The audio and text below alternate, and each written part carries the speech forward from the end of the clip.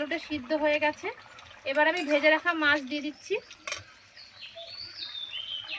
চুনো মাছগুলো মিশিয়ে নেবো শাকের সঙ্গে। আমি আবারও 2 থেকে 3 মিনিট ঝোলটাকে ফুটিয়ে নেব।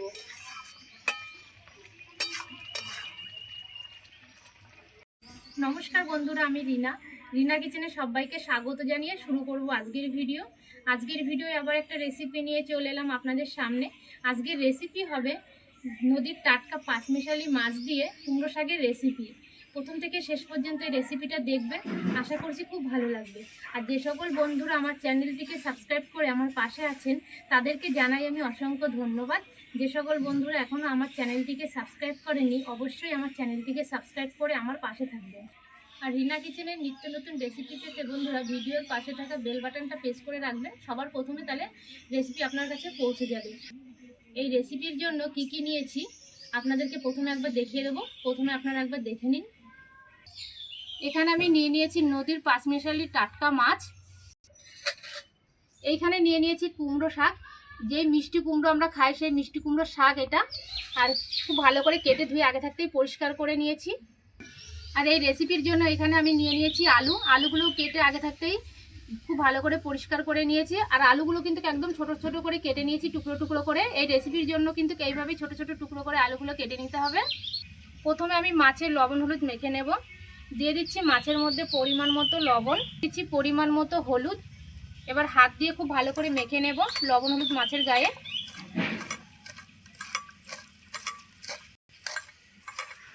লবণ হলুদ খুব ভালো করে মাখা হয়ে গেছে মাছের গায়ে। এবার ঢাকা দিয়ে রেখে দেব। ঢাকা দিয়ে এবার রেখে দিচ্ছি। উনান ধরিয়ে নিয়েছি, এবার কড়াই বসিয়ে দিচ্ছি উনানে। কড়াই গরম করে নেব।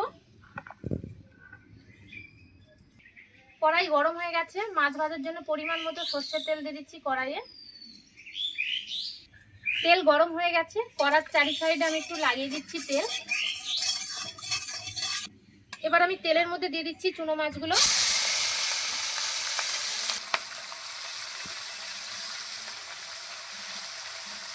মাছগুলো দিয়ে দিয়েছি, উল্টে পাল্টে লালচে করে 2 পাশ ভেজে নেব। মাছগুলো উল্টে পাল্টে লালচে করে ভেজে নিয়েছি। এবার আমি মাছগুলো তুলে নিচ্ছি।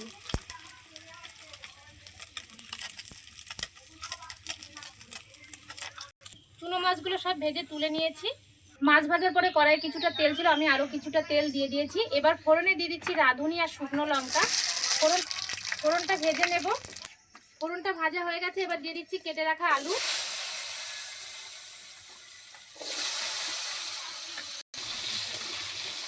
আলুগুলো দেওয়ার পরে আমি একটু ফোড়নের সঙ্গে মিশিয়ে নিচ্ছি।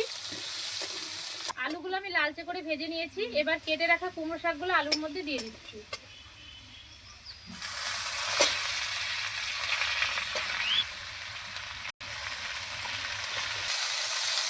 এবার আমি আলুর সঙ্গে কুমড়ো শাক কষিয়ে নেব।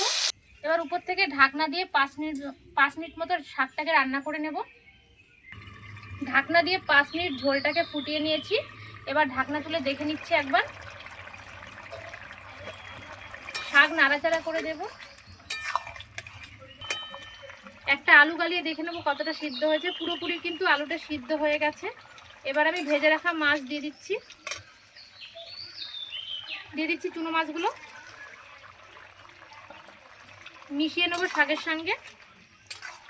আমি আবারও 2 থেকে 3 মিনিট ঝোলটাকে ফুটিয়ে নেব।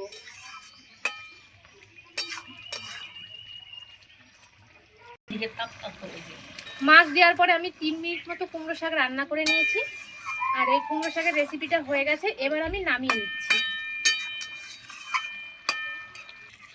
এবার আমি কুমড়ো শাকের রেসিপিটা নামিয়ে নিচ্ছি। সম্পূর্ণ রেসিপিটা আমি একটা বোলের মধ্যে নামিয়ে নিয়েছি। আর আপনারা যদি এইভাবে কুমড়ো শাকের রেসিপি না বানিয়ে থাকেন তাহলে বানিয়ে দেখতে পারেন একবার। গরম ভাতের সঙ্গে কিন্তু অসাধারণ লাগে এই রেসিপিটা। আমাদের আজকের রেসিপি যদি আপনাদের ভালো লেগে থাকে বন্ধুরা ভিডিওতে লাইক করবেন, কমেন্ট করে জানাবেন আজকের কুমড়ো শাকের রেসিপি আপনাদের কেমন লাগলো। ভিডিওটা সবার কাছে শেয়ার করবেন, চ্যানেলটিকে সাবস্ক্রাইব করে পাশে থাকবেন। ভিডিওটা আমি এখানেই শেষ করছি। আবারও দেখা হবে নতুন একটা ভিডিওর সঙ্গে। ভালো থাকবেন, সুস্থ থাকবেন।